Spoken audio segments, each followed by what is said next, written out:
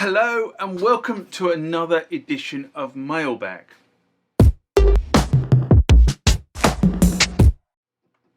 What is Mailbag? Well, Mailbag is a feature of the channel where you guys leave lots of comments on the channel and I attempt to answer those comments, or if I can't answer those comments, I throw it out to you guys who have more knowledge on some of this stuff than I do. So let's get into the first mailbag of this session. Remember, like, comment, subscribe to the channel. Go over to Instagram and follow me there. Go over to Facebook, follow me there. That's where the normal notices are. And consider becoming a Patreon.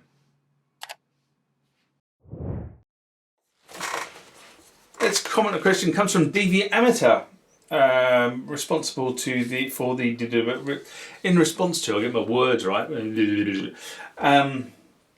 Behringer UB-Xa sound is analog and can only play Roland D70 via MIDI. Mailbag I did in January 2025. And DV Amateur writes, Behringer UB-Xa doesn't look too bad on the outside, aside from a strange shape of the black keys, but it's a personal preference. But the UB-Xa is rather astonishingly shocking when you look inside. It's nearly a hollow space. Now, this is really interesting, and I'm afraid the days of opening up a synthesizer or an electronic instrument and finding the case-filled circuit boards and wires is unfortunately long gone, because that's not the way they do it anymore unless you have some very specialist instruments, and I'm thinking probably some of the niche stuff. And even when you think it is something niche, when you open it up you realise actually it's a computer running a computer. Now personally I haven't been brave enough to open my UB-Xa, which is on the top rung of the stand behind me. But I haven't been brave enough to actually open it up and have a look inside. But you know what I expect to see in there is a motherboard with a CPU running probably some sort of small form factor motherboard is what I'm kind of expecting, and then probably some sort of I/O board that runs to the audio outputs and the MIDI outputs and the MIDI inputs, pedals, etc., and something that then runs to a display board that runs the top keyboard line, you know, the knobs and buttons. And that's probably what I'm expecting to see. I'm not expecting to see a case full of circuitry, because that is not how they do things, or not how Behringer have said they do things, should we say. Because they've been upfront. What they're using is they're using ARM technology to replicate the circuitry behaviour of the instrument they're modelled. In the case of the UB-Xa, it's an OB-Xa, as we all know. And then they're putting on certain things like, now I'm going to get this wrong, aren't I?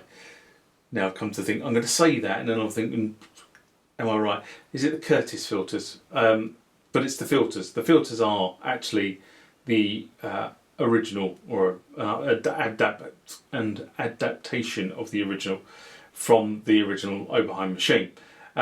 So the signal path, effectively the signal is generated and controlled digitally, and actually when the audio gets generated the filters are then applied on an analog basis, which is why a lot of people are shouting at me and saying it's analog. Well, it's part analog is the way you have to look at it. It's not a full analog representation. It's not a digital analog representation like a JPX3, JPX8 style synthesizer.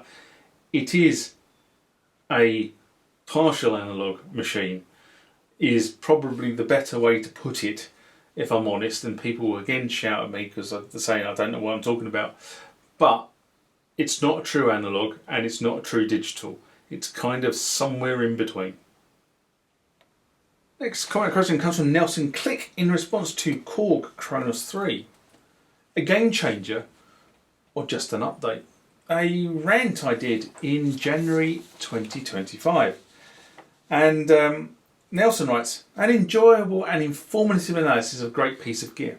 Thank you. I will add, it felt weird for Korg to come out with the Mark III.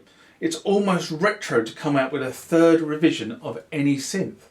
I figure Korg is having issues and it's cheaper to make a Kronos 3 instead of a new design. Or is it a marketing decision, which I suspect it is? This may or may not be indirect response to Espen Kraft's statement about scams. That video was watched by everyone in the synth world and shook up a lot of people.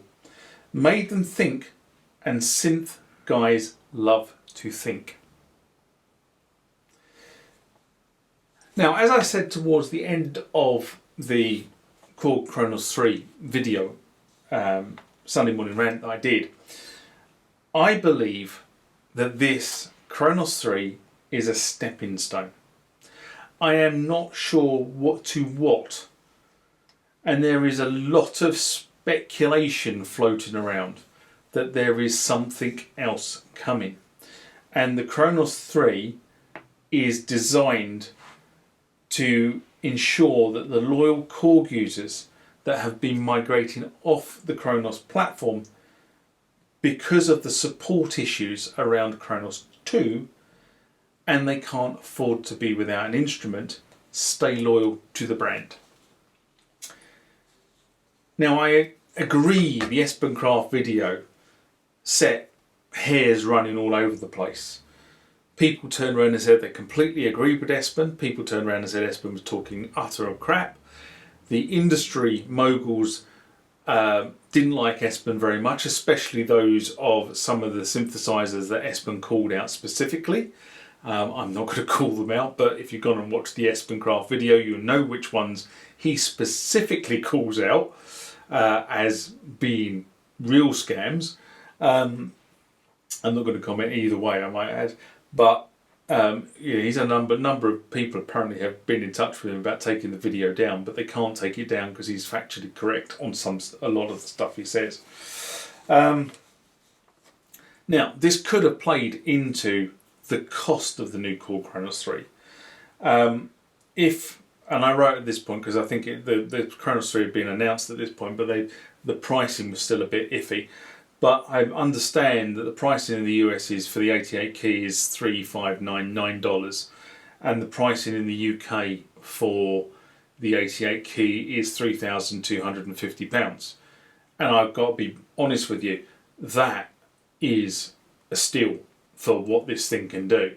So they've upgraded the internal guts, they've made it supportable, they've given you a whole raft of brand new sounds to be used on the platform, and they're giving it to you at the price that the original Kronos 2 was sold at.